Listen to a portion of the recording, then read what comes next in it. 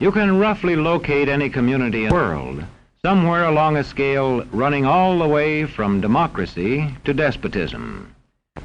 One to the democracy end, another somewhere in the middle, and a third.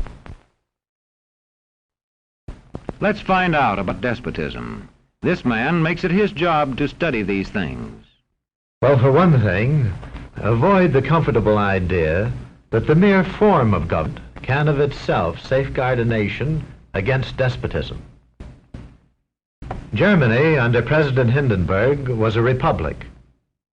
And yet in this republic, an aggressive despotism took root and flourished under Adolf Hitler. When a competent observer looks for signs of despotism in a community, he looks beyond fine words and noble phrases. For which it stands, one nation, indivisible, with liberty and justice for all. Many observers have found that two workable yardsticks help in discovering how near a community is to despotism: the respect scale and the power scale. A careful observer can use a respect scale to find how many citizens get an even break. As a community moves towards despotism, respect is restricted to fewer people. A community is low on a respect scale if common courtesy is withheld from large groups of people on account of their political attitudes. If people are rude to others because they think their wealth and position gives them that right, or because they don't like a man's race or his religion.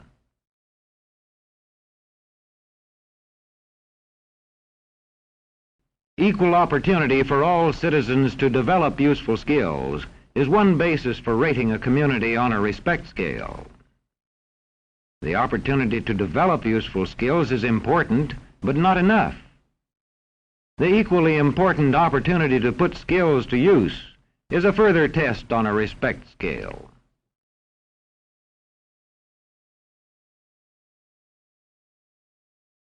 A power scale is another important yardstick of despotism.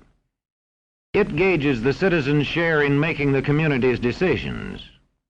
Communities which concentrate decision-making in a few hands rate low on a power scale and are moving towards despotism. Like France under the Bourbon kings, one of whom said, "The state, I am the state." Today, democracy can ebb away in communities whose citizens allow power to become concentrated in the hands of bosses. What I say goes, see? I'm the law around here. The test of despotic power is that it can disregard the will of the people. It rules without the consent of the governed. Look beyond the legal formalities of an election in measuring a community on the power scale to see if the ballot is really free. If the citizens can vote only the way they're told, a community approaches despotism. When legislatures become ceremonial assemblies only and have no real control over lawmaking, their community rates low on a power scale.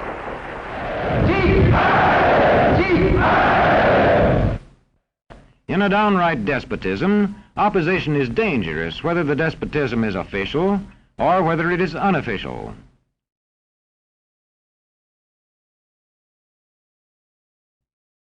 The spread of respect and power in a community is influenced by certain conditions, which many observers measure by means of the economic distribution and information scales.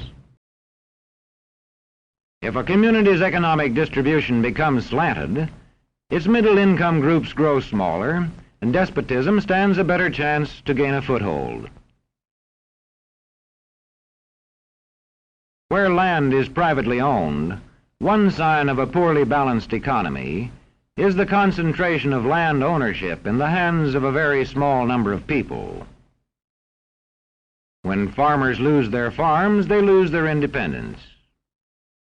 This one can stay on, but not as his own boss anymore.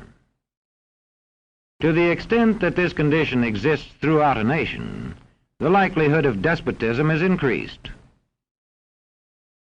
In communities which depend almost entirely on a single industry, such as a factory or mine, maintaining economic balance is a challenging problem. If this condition exists over the nation as a whole, so that the control of jobs and business opportunities is in a few hands, despotism stands a good chance.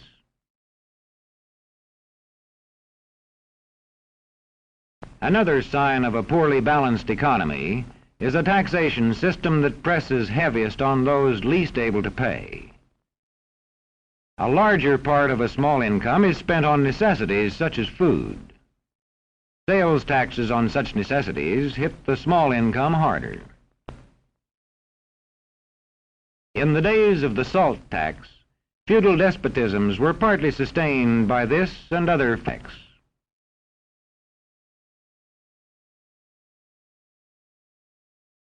A community rates low on an information scale when the press, radio, and other channels of communication are controlled by only a few people, and when citizens have to accept what they are told. In communities of this kind, despotism stands a good chance. See how a community trains its teachers. Bear this in mind. Young people cannot be trusted to form their own opinions.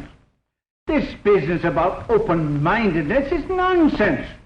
It's a waste of time trying to teach students to think for themselves. It's our job to tell them. And when teachers put such training into practice, despotism stands a good chance. These children are being taught to accept uncritically whatever they are told. Questions are not encouraged. How can you ask such a question? Have you got a textbook? Yes, ma'am. Does it say here that our law courts are always just? Yes, ma'am. Then how dare you question the fact? Sit down. And so we aren't surprised when... But it must be true. I saw it in this book right here. And if books and newspapers and the radio are efficiently controlled, the people will read and accept exactly what the few in control want them to. Government censorship is one form of control. A newspaper which breaks a government censorship rule can be suspended. It is also possible for newspapers and other forms of communication to be controlled by private interests. I thought I told you to kill that story. It'll cost us a lot of advertising. If that story goes out, I quit. All right.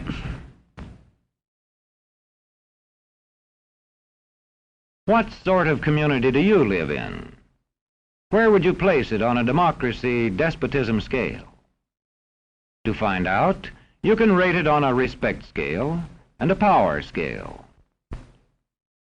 And to find out what way it is likely to go in the future, you can rate it on economic distribution and information scales. The lower your community rates on economic distribution and information scales, the lower it is likely to rate on respect and power scales, and thus to approach despotism.